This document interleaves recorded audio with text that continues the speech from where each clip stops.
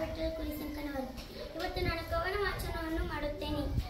ಪದ್ಯ 2 ಮಂಗಳ ಗ್ರಹದಲ್ಲಿ ಪುಟ್ಟಿ. ಆಗಸದಲ್ಲಿ ಹಾರುವುದೆಂದರೆ ಪುಟಾಣಿ ಪುಟ್ಟಿಗೆ ಬಲು ಇಷ್ಟ.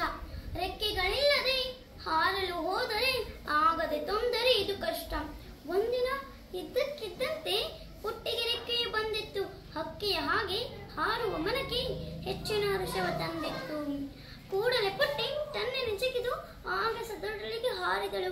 ಹಾರುತ್ತ ತೇಲುತ್ತ ಮುಂದಕ್ಕೆ ಸಾಗಿ ಚಂದ್ರನ ಮಡಿಲನ್ನು ಸೇರಿದಳು. ಚಂದ್ರನ ಮೇಲೆ ನಟ್ಟೆಗೆ ನಿಂತು ಭೂಮಿಯ ಕಡೆ ನೋಡಿದರೆ ನೀರಳೆ ಬಣ್ಣದ ಚೆಂಡಿನ ಹಾಗೆ ಕಂಡಿತು ಅವಳಿಗೆ ನಮ್ಮದರೆ. ಚಂದ್ರನ ಬಿಟ್ಟು ಮೇಲಕ್ಕೆ ಹಾರಿ ಸೇರಲು ಮಂಗಳಂಗಳವ ಕೆಂಪಗೆ ಬನ ಬನ ಗುಟ್ಟುತ್ತಲಿತ್ತು. ಕಾಣಲಿಲ್ಲ ಯಾವುದೇ ಜೀವ. ಪುಟ್ಟಿಯು ಕಂಡಳು ಮಂಗಳನಲ್ಲಿ ಯೋಗಿ ಹೆಸರಿನ ಹೆಬ್ಬಂಡೆಯ. ಒಡನೆ ಕೇಳಿದಳು, ಕೆಂಪು ಬಂಡೆನು ನೀನು ಹೇಗೆ ಇಲ್ಲಿಗೆ ಬಂದೆ?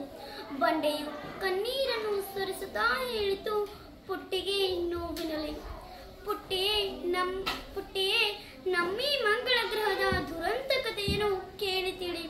ಹಿಂದೊಂದು ಕಾಲದಲ್ಲಿ ಈ ಗ್ರಹದಲ್ಲಿ ಇತ್ತು ಜೀವಜಲ, ಹಸಿರು ಮರ. ಆಗಿನ ಜನತೆಯ ನಾಡನ್ನು ಕಟ್ಟಲು ಮರಗಳ ಕಡೆಯೇ ಬಂತು ಬರ.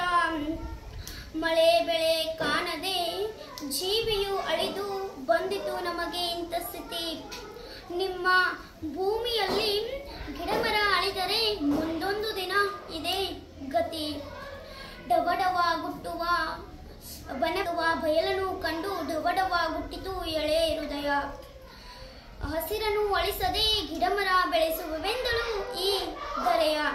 ಭೂಮಿಗೆ ಬಂದು ಜನತೆಯ ಕಂಡು ಹಸಿರನ್ನು ಉಳಿಸಲು ಬೇಡಿದಳು. ತಾನೂ ಕೂಡ ಎಳೆ ಸಸಿಗಳನ್ನು ನೆಟ್ಟು ಕುಣಿದಾಡಿದಳು.